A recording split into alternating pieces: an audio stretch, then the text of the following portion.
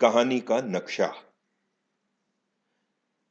हर कामयाब राइटर और story teller अपने ब्रेन के लॉकर में ये नक्शा छुपाकर घूमता है और जैसे ही उसके सामने एक नई कहानी गढ़ने का वक्त आता है, वो अपने बंद कमरे में वो नक्शा निकालकर शुरू हो जाता है।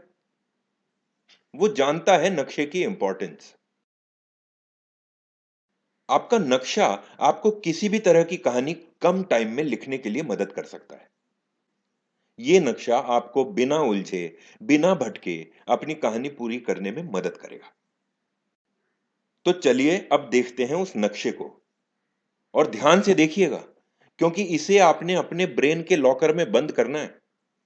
वैसे नक्शा है बड़ा सिंपल, मगर अक्सर होता यह है कि लिखते वक्त नक्शे का कोई हिस्सा एक स्टोरी टेलर या तो भूल जाता है या इग्नोर करने की गलती कर बैठता है। इसलिए तो इस दुनिया में बहुत सी ऐसी कहानियां भी बन जाती हैं जो लोगों को अच्छी नहीं लगती। आज आपने इस नक्शे को दिमाग में ऐसे बिठा लेना है कि कभी कोई छोटी सी भी बात आपसे ना छूटे। इस नक्शे में पहला आइटम होता है एक किरदार, एक कैरेक्टर, जिसे हीरो कहते हैं हम। और उसके सामने होती है एक प्रॉब्लम। इस नक्शे में उस किरदार से कुछ दूरी पर रखा होता है उस प्रॉब्लम का सॉल्यूशन। मगर उस सॉल्यूशन तक पहुंचना इतना आसान नहीं होता। बीच में होता है एक कठिन रास्ता। उस रास्ते में छोटी मोटी बहुत कठिनाइयां होती हैं, मगर कुछ ऐसी गलियां भी छुपी होती हैं जो सीधे दिखाई नहीं देती।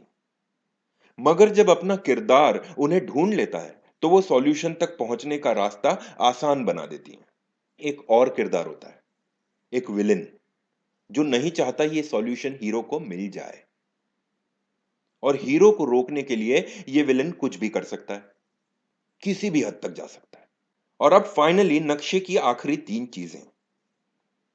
पहली, कुछ ऐसे किरदार जो या तो हीरो की मदद करते हैं या फिर विलेन की।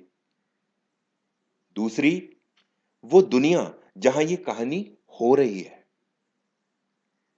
और तीसरी, एक ऐसा ट्विस्ट जो देखने सुनने वाले के दिल और दिमाग को निचोड़ के रख दे।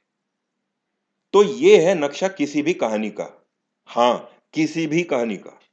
ये आप तरह तरह की कहानियां उठाकर चेक भी कर सकते हैं। इस नक्शे को अपने दिमाग में बिठा लीजिए।